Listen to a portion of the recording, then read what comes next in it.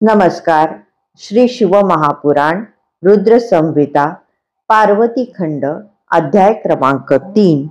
देवांकडून भगवती उमादेवीची स्तुती. श्री गणेशाय नमः. नारद ब्रह्मदेवांना म्हणाले, पितामह, आपण मला मेनेचा पूर्वजन्म वृत्तांत सांगितला. तिच्या विवाहाचा प्रसंगही कथन केलात. आता पुढे काय झाले ते सांगा. ब्रह्मदेव म्हणाले, नारदा, विवाह झाल्यावर पर्वतराज हिमालय मेनेला घेऊन आपल्या घरी आला. तेव्हा त्रैलोक्यातील सर्वांनी आनंदाने मोठा उत्सव केला. हिमालयाने आपल्या आप्त बांधवांना सन्मानित केले. ब्राह्मणांचे पूजन करून त्यांचे आशीर्वाद घेतले. मग तो पत्नीसह सुखाने कालक्रमणा करू लागला. काही दिवसांनी विष्णू आदी देव आणि महात्मा मुनी यांनी त्याची भेट घेतली. त्यांना पाहून हिमालयाला फारच आनंद झाला. त्याने सर्वांना नमस्कार केला. त्यांचा आदर सत्कार केला. मग विनयपूर्वक हात जोडून म्हणाला, आज तुमच्या आगमनाने माझा जन्म सफल झाला. माझे तप सफल झाले. माझे ज्ञानही सफल झाले. मी धन्य झालो.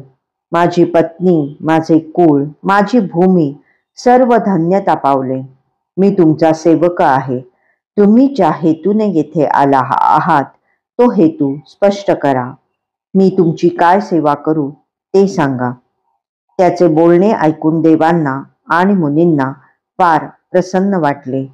ते म्हणाले, हे महाप्राज्ञ हिमालया, आम्ही येथे कोणत्या उद्देशाने आलो आहोत ते ऐक. पूर्वी जगदंबा उमा ही दक्ष कन्या सतीच्या रूपाने प्रकट झाली होती. रुद्रदेवांची पत्नी होऊन तिने प्रदीर्घ काळ भूतलावर क्रीडा केली.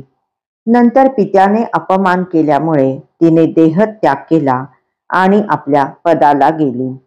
ही कथा तुला आणि सर्व लोकांना माहीत आहे. ती जगदंबा पुन्हा एकदा धरणीवर अवतीर्ण होऊन शिवजींची अर्धांगिनी होऊ इच्छित आहे. तसे झाले तर देवतांचा मोठा लाभ होणार आहे. ती तुझ्या पत्नीच्या उदरी जन्म घेणार आहे. ती उपवर झाली की शंकरांना दे, म्हणजे त्यांना वश असणाऱ्या सर्व देवता तुलाही वश होतील. ते ऐकून हिमालयाला फारच आनंद झाला. जगदंबा माझी कन्या होणार, केवढे हे सौभाग्य, असे म्हणून त्याने मेनेला बोलावले. ही शुभवार्ता तिला सांगितली. मग ते सर्व जण जगदंबेला शरण गेले.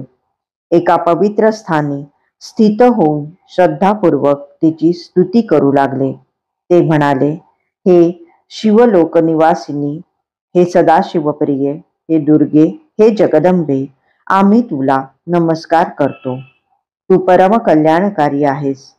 पावन आणि शांत स्वरूप आदिशक्ती आहेस. तू ज्ञानमयी आहेस. या विश्वाला अंतर्बाह्य व्यापून आहेस. अव्यक्त प्रकृती आणि महत्त्व ही सर्व तुझीच रूपे आहेत. आम्ही तुला नमस्कार करतो. तू शुभकारक आहेस. विशुद्ध आहेस. स्थूल आहेस. सूक्ष्म आहेस. तू सर्वांचा परम आश्रय आहेस.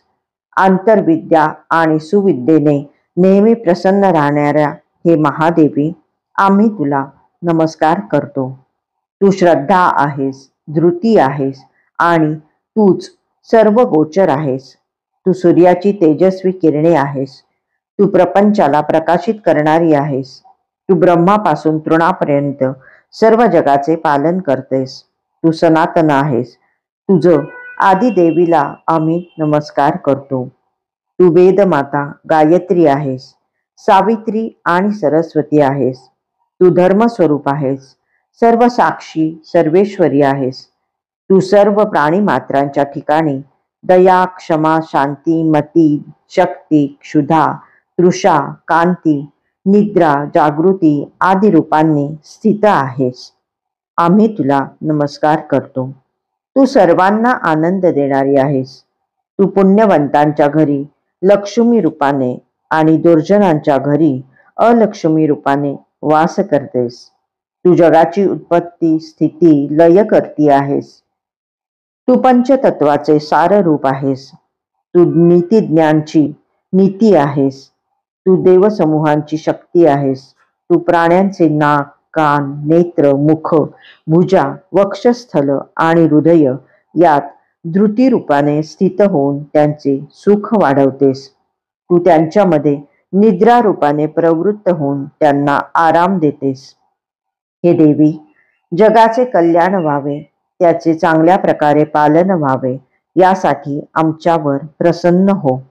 अशा प्रकारे हिमालयासह सर्व देवांनी महेश्वरी उमादेवीची वारंवार स्तुती केली आणि तिच्या दर्शनाची उत्कट इच्छा धरून तेथे उभे राहिले. अध्याय 3 समाप्त.